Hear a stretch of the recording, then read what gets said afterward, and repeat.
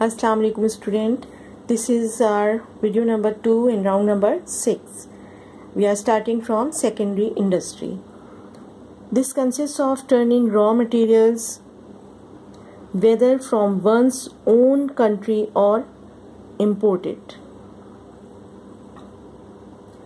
into finished products. Almost everything we have or use apart from food is produced by secondary industry. Secondary industry could be a tiny workshop producing pottery or shoes, or a gigantic automated factory turning out trucks, steel girders, or textbooks.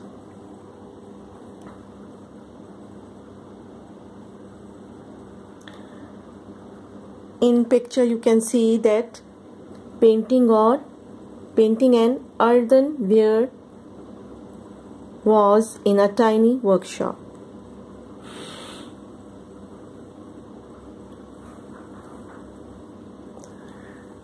On next page,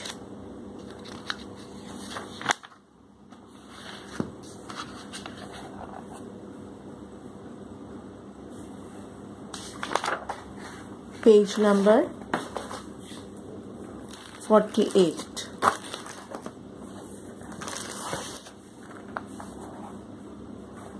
Point number 1. In earlier times, most goods were made by hand from start to finish by one person. This was a slow process, and the finished article depended on the skill of the craftsman. There were good workers and poor workers. Point number 2. In the 19th century, the steam engine became common as a source of energy. Ordinary workers could not afford these engines, so rich men set up factories and the people had to go there to work. One worker with a steam engine powering the machinery could produce 20 or 30 times as much as one manual worker. Because the actual work was done largely by machine, the quality of the goods was much more even than the work done by hand. Point number 3.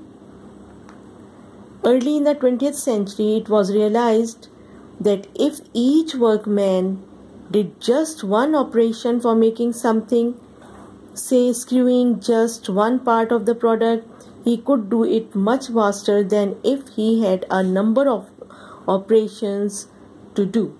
This resulted in the production line process in which each worker performed just one task as the work passed in front of him on a moving conveyor belt. कोई जंजीर या ऐसी कोई चीज़ जो मुसलसल कारखाने में हरकत करती है उसको कन्वेयर बेल्ट कहते हैं. The output was now several hundred times quicker than by a single man working on his own. Point number 4. Today, automated factories still have production lines, but instead of workers doing all of the operations, these are done by machines and robots. Often a huge factory floor can be controlled by one or two men sitting at a deck and pressing switches to operate the electronic equipment that makes the goods.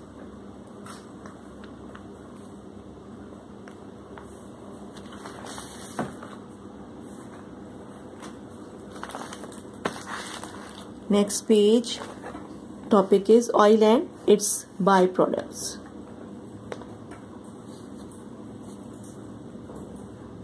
You can see here a picture of Natural Refinery Karachi, where crude oil is refined.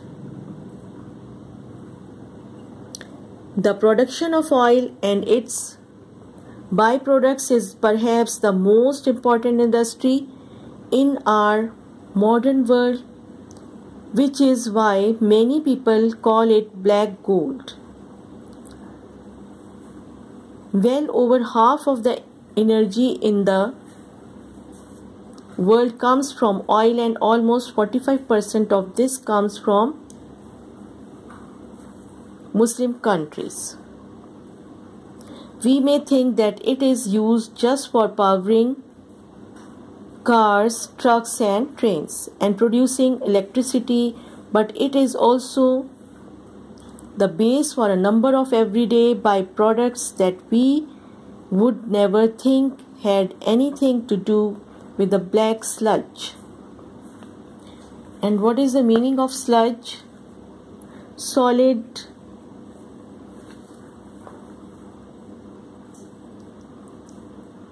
from suspension. Solid we get from suspension in a liquid. We can say that solid separated from suspension in a liquid. This is sludge.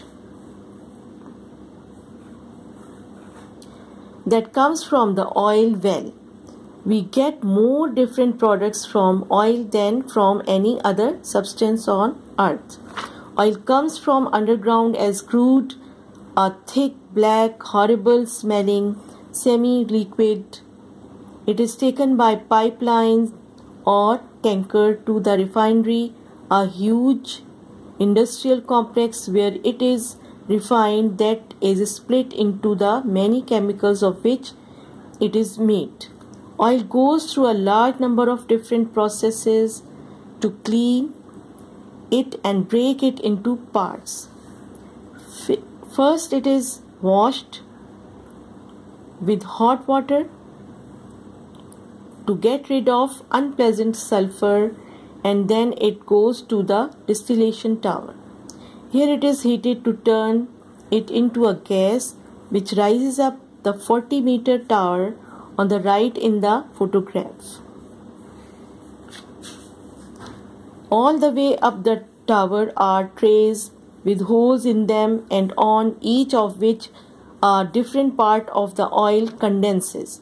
Some of the products obtained from oil, and these are only a few of them, are jet fuel, petrol, diesel fuel, kerosene, liquefied petroleum gas, LPG, petrochemicals, etc. Besides different fuels, oil is the raw material for cosmetics, food and cloth dyes, plastics such as styrene and nylon, fertilizers, bitumen. And what is bitumen? A black tarry substance burning with a bright flame.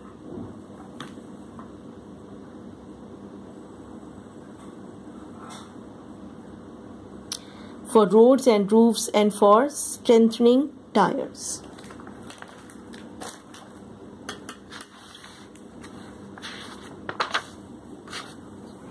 Natural gas.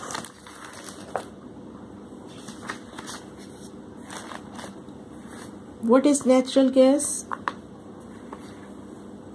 First of all, we can say that the formula of natural gas is methane.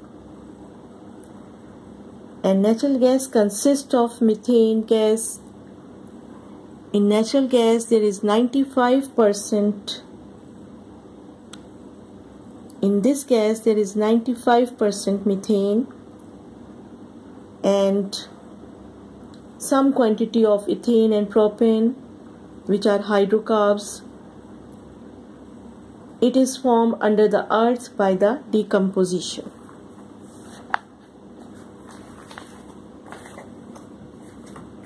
Like oil, natural gas was created by rotting vegetation deep underground. Often the two are found together, but unfortunately not in Pakistan, which has very large reserves of natural gas, but very little oil at the moment. Natural gas is piped to the refinery where the impurities are removed and it emerges as butane or propane. As I had told you, there is some quantity of butane and propane in natural gas. There are also byproducts of refining such as plastics, but not as many as with oil. Natural gas is a very flexible fuel. It can be piped directly to homes for cooking and heating, factories, power stations, and industry. It can also be used as fuel for cars and trucks. Its advantages as a fuel for transport is that it is clean and does not emit fumes into the atmosphere. Perhaps for ordinary people, its main advantage is as bottled gas in steel containers. These can be bought in most places and can be used for household purposes, especially cooking in the remotest regions where it would be far too expensive to put in a pipeline. Natural gas is very important to Pakistan. Over 1/3 of the supply, it is used in the power stations. It is also a raw material for fertilizers and as a source of energy for making cement. Natural gas is a cheap and convenient domestic fuel in Pakistan. It is piped from the main sources, especially Sui in Balochistan. It is a place in Balochistan, to all the major towns and cities of the country. Transport. Transport is a part of service industries, but it is discussed here as it is essential for the movement of oil and industrial products, sending goods by sea, especially large or bulky ones, mineral ores, coal, grain, machinery, vehicles, etc. is the cheapest way of getting them from one side of the world to the other. The main types of ship for long distance voyages are oil tankers, bulk are carries, and container ships. Smaller ships carry mixed loads over shorter distances. Tankers. Tankers are what they say they are: huge floating tanks powered by engines usually used for transporting oil. They can be 450 meters long and 68 meters wide and weigh up to 500,000 tons. They are so big that the crew of 30 to 40 men often have motor scooters to get from one end of the deck to the other. इतना ज़्यादा फासला इसका होता है कि एक bike पे वहाँ तक पहुँचा जाता है. Tankers can travel at 25 km per hour and take over 5 kilometers to slow down to a stop. One tanker can carry 300,000 tons of oil. See the picture, an oil tanker carrying crude oil. Here is a picture of container terminal Karachi.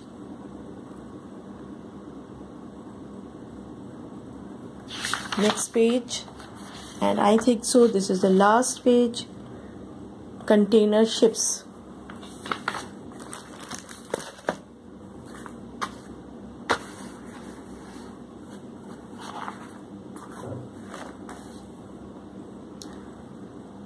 Usually well over 400 meters long, these ships are really floating warehouses. And what are the warehouses building? ऐसी building जहाँ पर सामान को store कर लिया जाता है, products को स्टोर कर लिया जाता है, जो प्रिपेयर करके रख दी जाती हैं और फिर उसको डायरेक्ट सप्लाई किया जाता है वहाँ से, उसको वेयर हाउसेस कहते हैं. They are designed to carry goods already packed in huge metal boxes 6 or 12 meters long and 2.5 meters wide and 2.5 meters in height. Because all of these containers are the same size and shape, they can pack together much more closely than loose goods. The products are loaded into the containers at the factories, then taken on special trains or trucks to the ports, where they are loaded by special equipment on to the ships.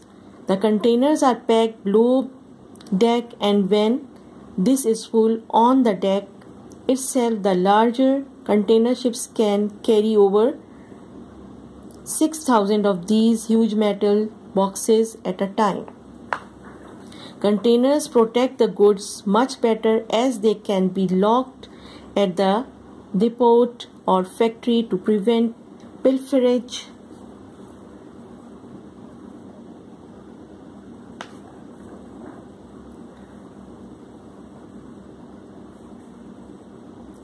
The recurrent theft of small hymns, pilferage, and stealing, which used to be very common in ordinary cargoes.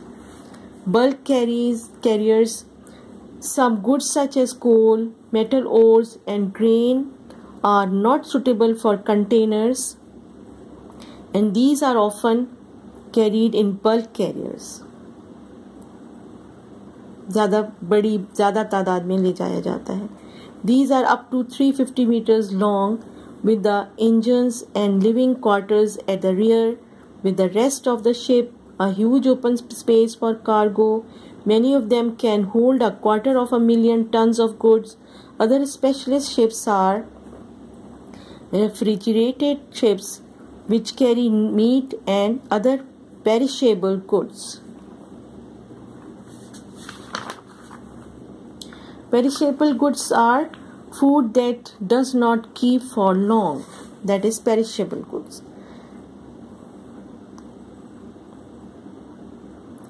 About the world, there are roll-on-roll of ships which carry cars and other vehicles which are driven under their own power into the vast holds of these ships.